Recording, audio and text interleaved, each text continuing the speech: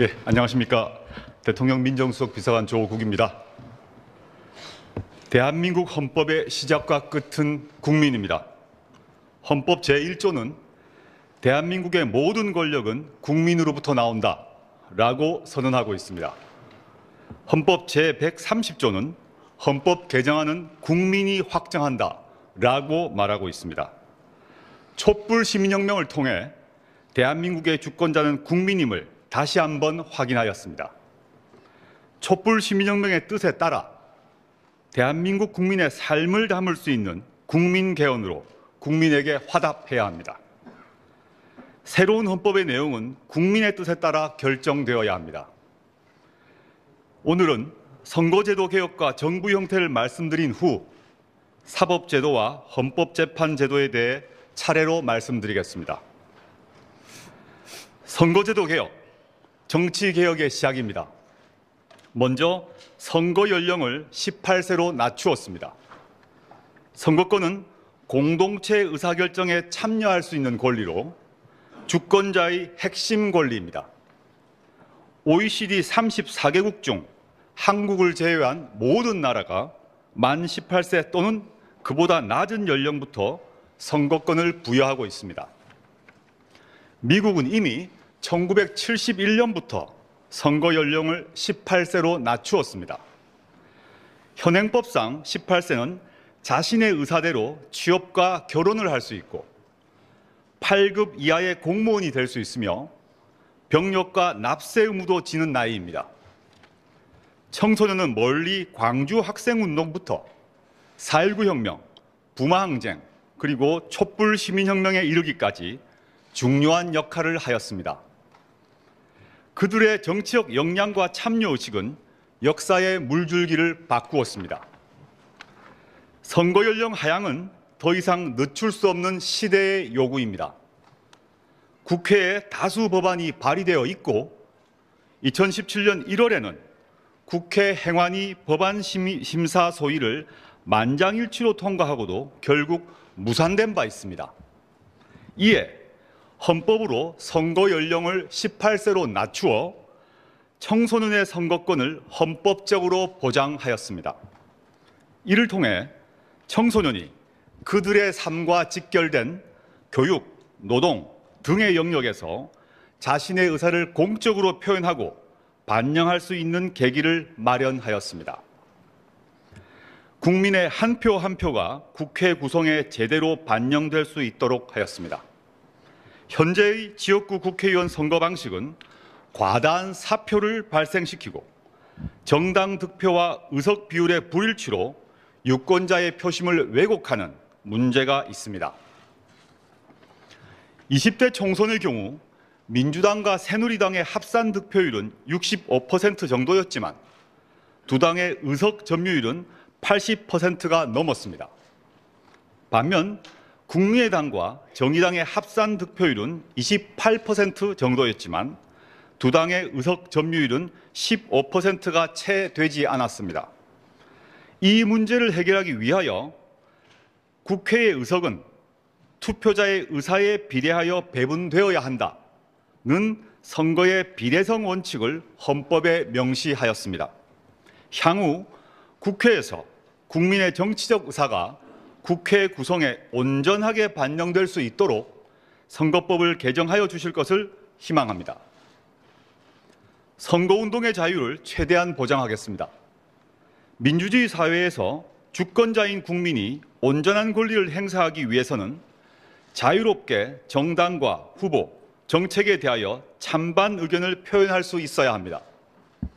이를 위해 누구든지 자유롭게 선거운동을 할 수 있고 다만 후보자 간 공정한 기회를 보장하기 위하여 필요한 경우에 한해 법률로 제한할 수 있도록 선거운동에 관한 규정을 바꾸었습니다. 다음으로 권력 구조에 관하여 말씀드리겠습니다. 대통령의 권한을 분산하고 국회의 권한을 강화하였습니다. 먼저 대통령의 우월적 지위에 대한 우려 해소 차원에서 대통령의 국가 원수로서의 지위를 삭제하였습니다. 둘째, 대통령이 자의적인 사명권 행사를 할 수 없도록 특별 사면을 행사할 때에도 사면위원회 심사를 반드시 거치도록 하였습니다. 셋째, 헌법재판소장을 헌법재판관 중에서 호선하는 것으로 개정하여 대통령의 인사권을 축소하였습니다. 넷째, 국무총리의 권한을 강화하였습니다. 현행 헌법상 대통령의 명을 받아 라는 문구를 삭제하여 국무총리가 책임지고 행정각부를 통할하도록 하였습니다. 다섯째, 현재 대통령 소속인 감사원을 독립기관으로 만들었습니다. 감사위원 전원을 감사원장의 제청으로 대통령이 임명하던 것을 감사위원 중 3명을 국회에서 선출하도록 하여 대통령의 권한은 줄이고 국회의 권한은 강화하였습니다. 국회의 정부에 대한 통제권을 더욱 강화하였습니다. 여섯째, 국회의원 10명 이상의 동의를 받아야만 정부가 법률안을 국회에 제출할 수 있도록 하여 국회의 입법권을 강화하였습니다. 일곱째, 국회의 예산 심의권 강화를 위하여 예산 법률주의를 도입하였습니다. 예산이 법률과 동일한 심사 절차를 거치게 되므로 국회의 재정 통제는 강화되고 행정부의 예산 집행 책임은 더욱 무거워지게 됩니다. 또한 국회에 충분한 예산 심사 기간을 주기 위하여 정부의 예산안 국회 제출 시기를 현행보다 30일 앞당겼습니다. 여덟째, 국회 동의 대상 조약의 범위를 확대하였습니다. 법률로 정하는 조약도 국회 동의를 받도록 하여 대통령의 조약 체결 및 비준권에 대한 국회 통제를 강화하였습니다. 다음은 정부 형태에 관하여 말씀드리겠습니다.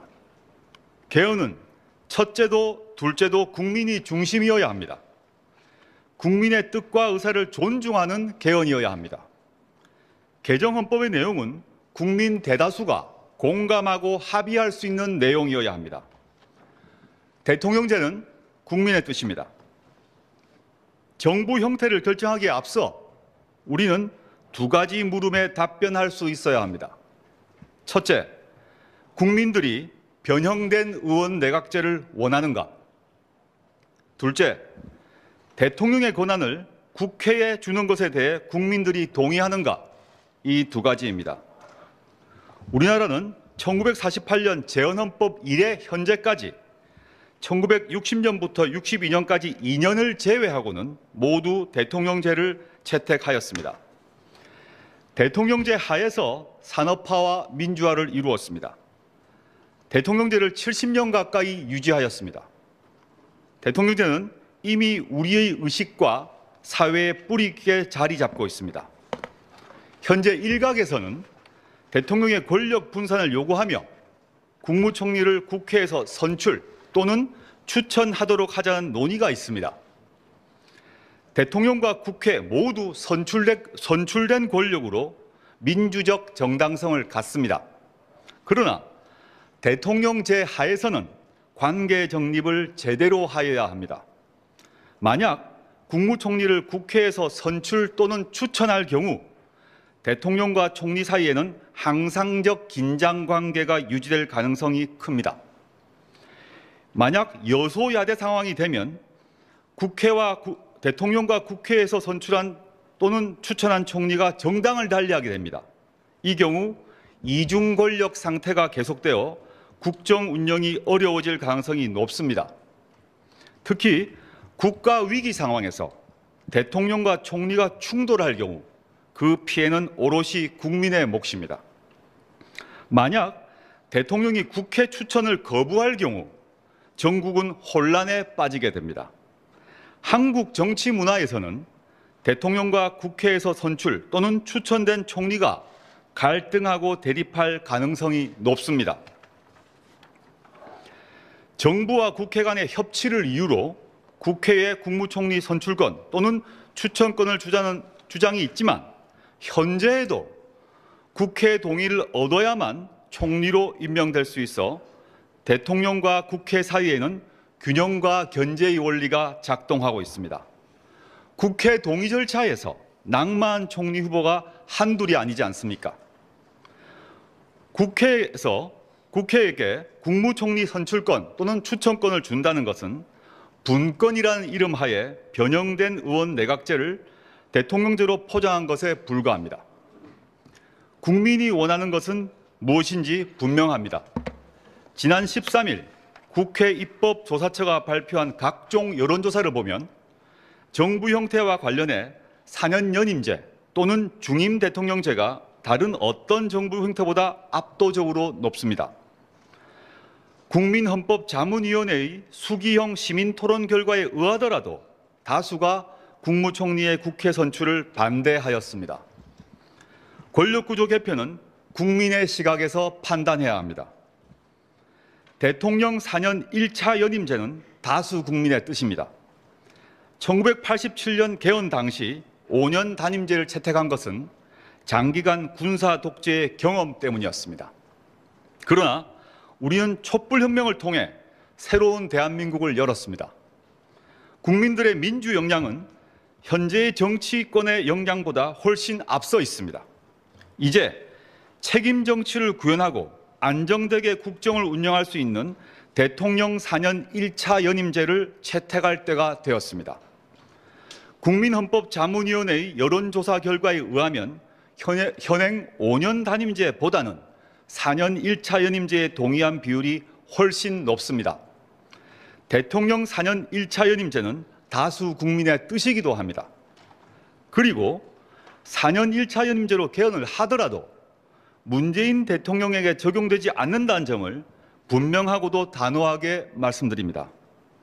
현행 헌법 제128조는 대통령의 임기 연장이나 중임 변경에 관한 헌법 개정은 이를 제한할 당시에 대통령에게는 효력이 없다라고 규정하고 있습니다. 그리고 이를 보다 분명하게 하기 위하여 개헌안 부칙에 개정 헌법 시행 당시의 대통령 임기는 2022년 5월 9일까지 하고 중임할 수 없다라고 명시하였습니다.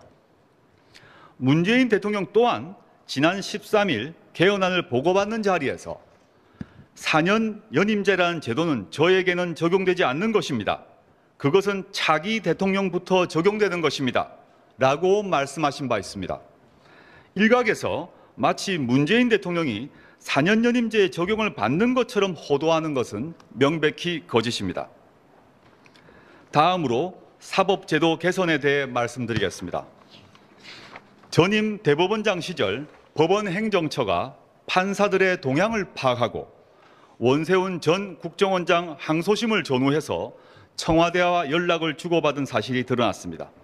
이는 대법원장이 인사권을 무기로 해서 법관의 독립을 침해하는 상황이 만들었음을 보여줍니다.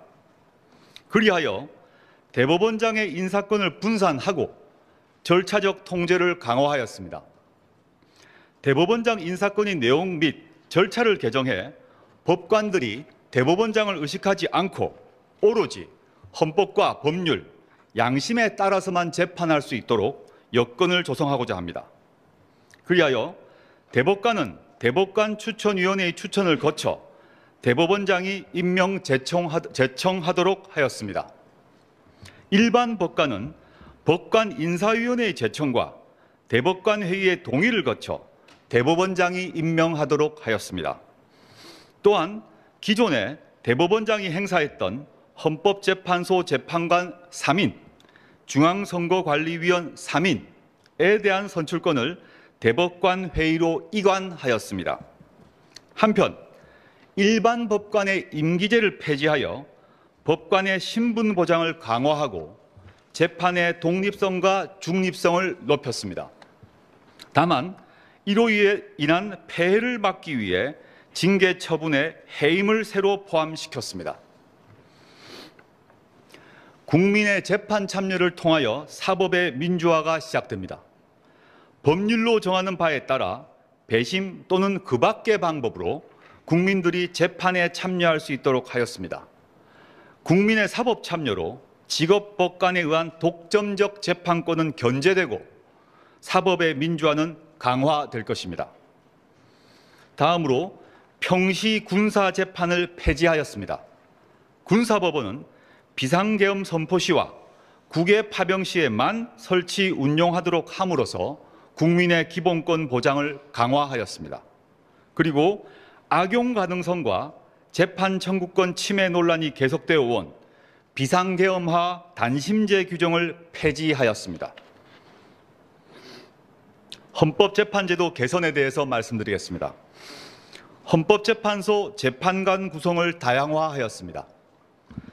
법관 자격을 갖지 않는 사람도 헌법재판관이 될 수 있도록 하였습니다. 실제 프랑스, 오스트리아 등과 같은 여러 나라가 재판관 자격을 법관으로 제한하지 않고 있습니다. 헌법재판관 구성을 다양화하여 소수자 및 사회적 약자를 포함한 사회 각계각층의 입장이 균형 있게 반영되도록 하였습니다.